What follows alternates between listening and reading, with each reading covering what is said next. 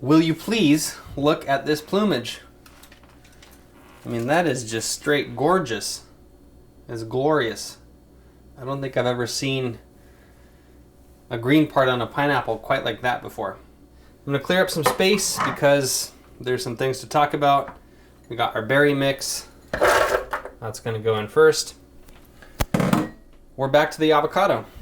And so, you know the drill. We're going to use half of it now, half in the next set of smoothies, and the half that we're going to save is this half, the one with the pit in it. So we're going to set that aside, and here's another way to easily get this into there. Just take a teaspoon and boom. Probably should have done that way last time. Okay, take 2 on these as well. Remove the woody parts, the stems. Remove the stems. There we go. From the grapes.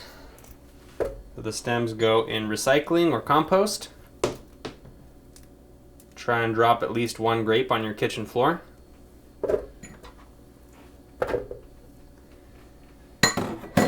Then let's put our power greens in the blender.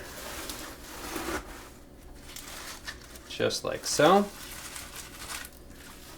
We'll do the banana next. Finally, we have room to work. Let's actually put the water in so we don't spill it. I would have for sure spilled that water. Okay, let's talk pineapple. So first things first, how do you choose a ripe one? In North America, that can be quite challenging because they pick these suckers super unripe so that they can survive the journey over. This one's from Costa Rica. That's roughly, 4,000 miles away from where I live. So this pineapple went on a journey.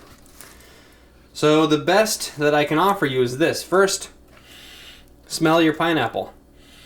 And if it smells sweet, like that traditional pineapple smell, that's a pretty good indication that it's ripe. You're also gonna kind of pinch it a little bit, make sure that there's a little bit of give. Not too much, but you also don't want it hard as a rock.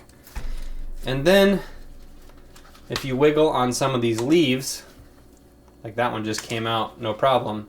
The easier that the leaves pop out, the better indication that the pineapple is ripe.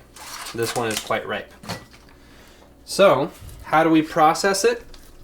Well, first, you twist off the top. That's quite fun.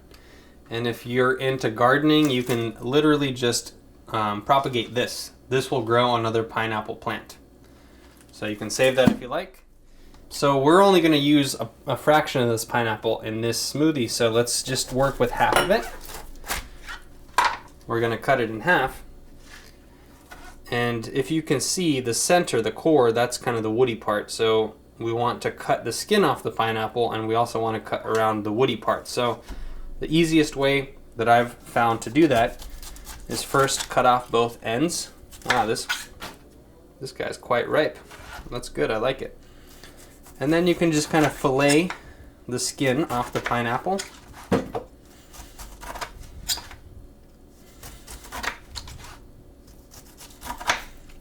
Just like so.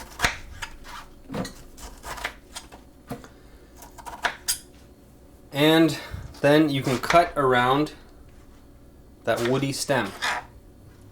You can also blend the woody stem, there's no problem doing that. And sometimes I do, but for variety's sake, I'm going to leave it out. And then you're going to cut some chunks. I believe this recipe calls for about 2 cups of pineapple chunks. Am I going to measure it? Probably not. Actually, definitely not. I'm going to just pretend that this is 2 cups.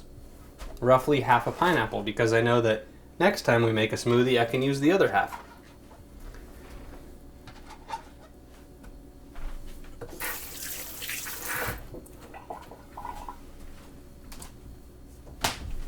Wipe these mucky paws, and you guessed it, we're gonna blend.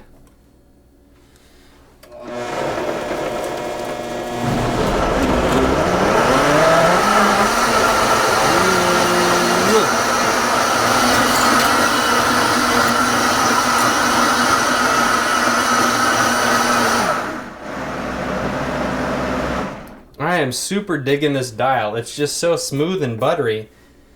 The previous dials were more mechanical, and they were fine, but this one's like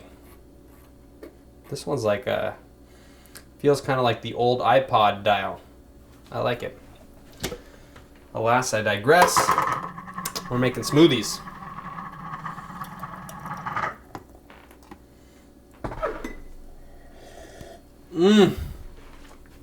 Holy moly. This one might be good enough to take home to meet your mother. I'm serious. You are going to enjoy this smoothie, my friends.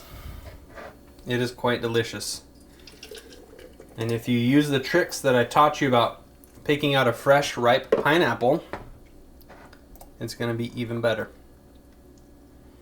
Yum-ers. I am going to look forward to drinking this one and then this one. Cheers, guys.